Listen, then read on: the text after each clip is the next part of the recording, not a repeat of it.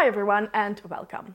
If you've read the title of this video, you know that I've recently read Gardens of the Moon by Steven Erikson, which is the first book in his epic fantasy series called Malazan Book of the Fallen. Now, if you're not new to the fantasy community, you've definitely heard of this book and this series, and you know that a lot of opinions are floating around on the internet. Some people think this is just a pile of garbage, other people think that this is the best fantasy series ever written. But the general consensus, at the very least, is that this is a very dense series. This is often compared to getting your PhD in fantasy when you finally finish reading the entire series, and a lot of people think that especially this first book is very confusing and that it's not the best introduction to this entire world.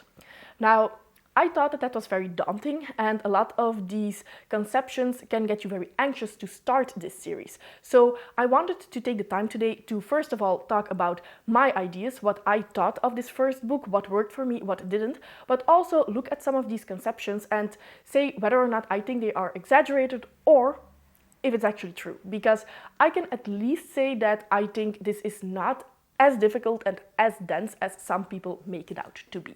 And one of the things that I often hear saying is that you will not understand the plot of the series until you get to at least the third or even the sixth book in the series. And then especially this first book, it doesn't have a plot. Don't even try to understand what's going on because you will not understand anything. You just need to start reading and tag along for the ride. I think that this is a big exaggeration because in my opinion at least, this first book had a lot of plot, and it also did a nice job at least in very general terms, explaining what the entire series is going to be about. And that's going to be about the Malazan Empire and their will to expand. This is very big, this is a very vast empire, but they want to take over, I think, in the end, the entire world. And in this first book, we already zoom in to one of their attempts because they want to take over the free city of Darujistan. And I think that I pronounced that correctly, but I'm not sure. Now, in this first book, that is a very clear plot line, and I think that at least in the first 1/3 or even the first half of the story, you get that that's going to be the plot, that's going to be the idea. And towards the end of the book, this is very nicely tied up with, of course, enough open threads that make you want to continue reading the story. But this first book has a very clear plot, it has a very clear beginning of that plot and a very clear ending. And I do think that it's not easy to follow, but at the very least you will be able to follow those general threads. So if that was something that you were afraid of, don't be. It's not as difficult as some people make it out to be. Now, how do you follow this? This is a multi-POV story and we follow people on both sides. So on the one hand, of course, we have the Malazan Empire, and here we follow quite a few people who are somehow connected to the military structure because this is a military fantasy.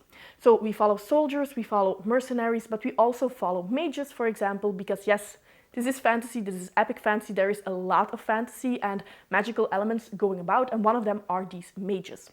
Now, on the other hand, we follow also the people who are part of this free city.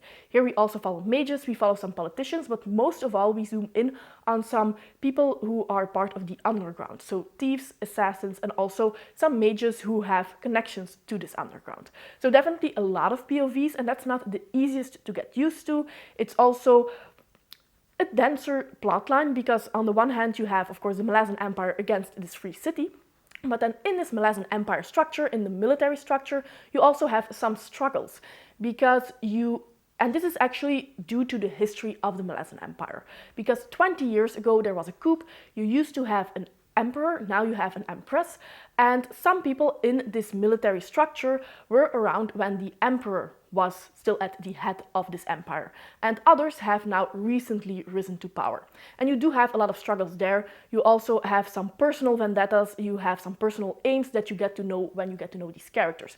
So it's definitely not the easiest to keep track of, but I do think that if you just start reading this as any other fantasy, and if you do have some fantasy under your belt, some other series that you have read, that it's not too difficult to get into it and to keep track of all these different people. Now, that being said, I do know that this is a very vast series, a very big series, and from what I have heard, in this one we zoom into one location of this world, and then in other books we might zoom into other locations. So that means that for the second book we might meet some new people, some new characters that we haven't seen in that first book, and that characters from the first book we might not meet until the third or fourth book. So of course, if you look at it like that, yes, this series is definitely not going to be the easiest, but of course I am most of all going to talk about this first book, and here I did think that the characters were very distinct, and there weren't that many characters, up to a point that I could still very easily keep track as long as I kept my attention focused on the book. Now, when we then go into the writing style, I do think that Steven Erikson could have done a better job at making it easy for the reader to get into his books. Now, writing style, of course, is a very general term. I am talking about prose here, but also about how he switches between POVs, how he introduced his characters, how he introduced his magic system, etc. When we go into prose, I can't say anything bad about that. I think that Steven Erikson is a very talented author in that regard. I think that he structures his sentences in a way that you almost intuitively read them in a certain rhythm, and that leads to a very pleasant experience as a reader. I also think that he uses certain terms that definitely create an atmosphere. A lot of these characters are morally grey. We are focusing on a war here, we are focusing on people who are in a military structure, and then in this free city we are focusing on a lot of people who are in the underground. So this definitely leads to a dark feeling. I would definitely call this dark fantasy. I have a conversation, or I have had a conversation quite recently about is this grimdark or not, and that person who has read the series a couple of times, Philip, over at Philip Chase, told me that there are also a lot of uplifting moments, a lot of hopeful moments, so he wouldn't really call this grimdark, but it's definitely a dark fantasy series, and Steven Erikson also uses words that can emphasize that general atmosphere and feeling. So I really enjoyed that. I do think that when he switches POVs, he does make it difficult for the reader. So you must know that this book is actually structured in different sub-books. And in these sub-books, of course, you have different chapters. These chapters are not titled. Often when you have a multi-POV story, such as Game of Thrones, A Song of Ice and Fire, for example, by George R.R. Martin, you have the title is actually the POV of the character of which you are going to read in that chapter. So if the chapter is called John, you know we are going to read from John's POV, and that's going to be the entire chapter. Here, Steven Erikson does not do that, and he even switches POVs in one chapter. Now, this is not something that has never been done before. Dune, for example, does that, and that can be jarring in itself already. But if you look at Dune, for example, when we switch from one POV to another, Herbert switches at least between POVs that are in the same setting.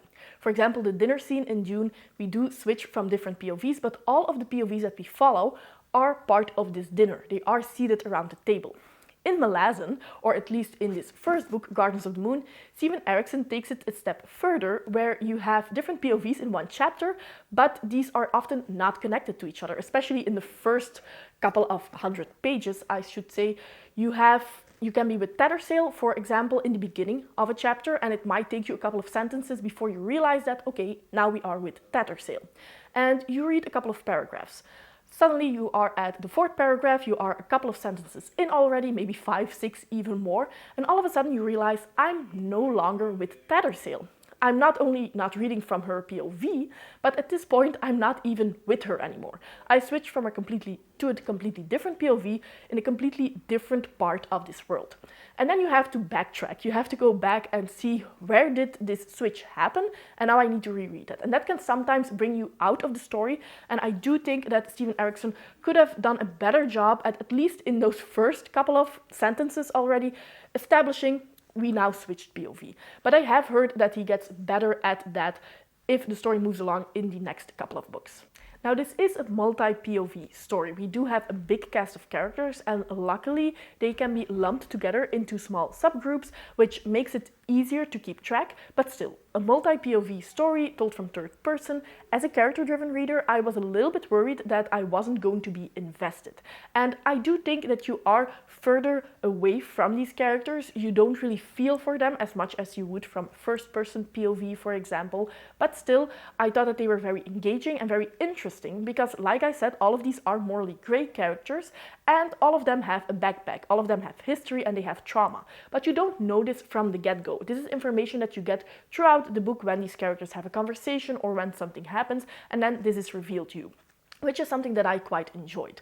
And because of that, you immediately change your perspective when you get new information. Somebody that you really enjoyed, you might feel a little bit different about them when you know things about their history.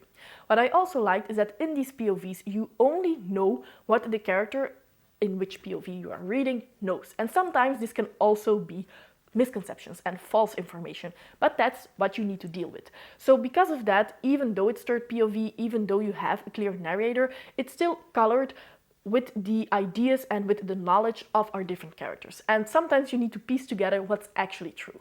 And that's something that really kept me invested throughout the story. Now, I did mention already that this is military fantasy. And as somebody who doesn't really like that, I was again pretty anxious to pick up this book and see whether or not I would like it. But I will say that how this military aspect was handled here in this first book was something that I quite enjoyed. Often my biggest complaint about military fantasy is that there's not really a reason to have all of those battles in a book. One of my biggest complaints for The Faithful and the Fallen, and the reason why I DNF'd that series, was that you have battle after battle after battle. And if you're somebody who likes action scenes, that's fine. But for me, they could have easily removed 9 out of 10 of the battles, and the overall plot and the characters would have remained the same. And that's something that I just don't enjoy. However, here, first of all, we don't have a lot of battles, at the very least in this first book. I do think that this is military fantasy. Yes, you do have a couple of battles, but in this first book, the balance is more towards the political side of a war, in my opinion, at the very least, and I'm completely fine with that. But that does mean that those couple of battles that you have here do mean a lot. And these battles are being used to show you more about the plot, but also to make you get to know the characters more. For example, something might happen with character A, and this might have a big effect on how character B will react, who they will blame, etc. On the other hand, how character C responds in a certain situation can make you get to know him better and see that he's actually very helpful and that he's very compassionate, for example. So I do think that these battle scenes here that we have, first of all, they're not that many. So if you are a little bit anxious about that, I wouldn't say that that's a big problem in the first book. I have heard that the military aspects get ramped up in the later books in the series. But I would also say that the battle scenes are very important and that they are more zoomed in on the actual characters and not a very epic scope of battle. Even though they feel very epic, you're not really looking from the sky up and seeing just 2 groups. It's really zoomed in on the characters that you get to know, and that's something that I quite enjoy. Now, one of the aspects of this first book that I will say I have just barely scratched the surface, and I definitely need to read the upcoming books to know more, and I do think that this is one of the things that, yes, this makes it a quite difficult series, is the magic. Both the magic systems as the fantastical elements are very diverse, and this is a very big world, and it feels like this world is lived in. You have human races, you have non-human races, and you get already a lot of information about the different ones, and I expect that there are more even, but different ones that are in this first book, you do get a little bit of information, backstory, history even, of these different races. You also have these big insect-like animals, for example, but they seem to be smarter than they look. You have a lot here. Now, in terms of the magic system, this is something that I definitely can understand when people say, just go along with it. Don't try to understand it, because you will not, because you just don't get enough information in this first book. And this is very different, for example, from a Brandon Sanderson type of magic system, where in the first couple of chapters, you get all the information you need. Now you will not get any more information about the magic system, because here it is, black and white, you know it. It almost feels like a science. Here it feels more magical, more fantastical, and there is more mystery around it. For example, you have these different mages and they travel through warrens. What these warrens are, I don't know. I almost connected them to the ways in the Wheel of Time, but they're definitely different than that. These warrens are connected to gods. So yes, you do have interference of the gods here, as if the political intrigue here and this war wasn't convoluted enough. Now you also have gods who enter this sphere and they use humans, they use soldiers as pawns, and this of course adds a lot of chaos to it as well. Now, these gods are connected to the warrens in some way. You also have tarot cards, and At the very least, my idea of these tarot cards are the tarot cards that we have in our own world. So if you make these connections, you at the very least can have an idea what it is going to be about. But to know the actual limitations of these magic systems, to know how far they can go, to know the price that they need to pay, that's something that I don't know yet. And of course, we have seen some of the gods already, but I don't think that we have seen all of them. We haven't seen all of their powers yet. So there are definitely still a lot of questions in that regard. But at the very same time, I'm very intrigued to know more. And I don't think that it's wrong to have a lot of questions after that first book, because that makes you excited to continue reading. But if you are looking for a very established magic system, yeah, you're not going to get that here at all. So all in all, I do want to say that I really enjoyed this book. I think that Steven Erikson could have made it a little bit easier for new readers to get into this world, especially the switching of POVs was difficult to get into, but I don't think that this book, this first book, is as difficult as a lot of people say. So if you were anxious about it, just give it a try. Now, would I recommend this to people who are new to the fantasy scene? No, I do think that the conception and the advice that you get from veterans of the Malazan Book of the Fallen series, no, don't pick it up. This is definitely something that they are correct in. Because if you haven't noticed, I have actually drawn a lot of comparisons to other fantasy or sci-fi series. And because I had them, even though this is completely different than what I've seen here, or this reminds me of this, it made me help form an image and made me remember some of these things. And I think if you jump into this not having that background, it will be very difficult to keep a straight head. I also think that it's not bad thinking that this is going to be very dense and that this is going to be confusing, because at a certain level, that's definitely true. I just think that it's not as bad that you will not understand anything, because that's not the case. So these are my spoiler-free thoughts of Gardens of the Moon. Definitely let me know if you have read Malazan and if you have some tips for this newbie. And also let me know if you haven't picked up the series yet. Was that because you were a little bit afraid, and are you less anxious right now? If you want to know my spoiler-filled thoughts, definitely check out my spoiler-filled conversation about Gardens of the Moon over at Steve Talks Books channel that I will link in the description box down below. As always, I hope that you enjoyed the video, and see you next time. Bye!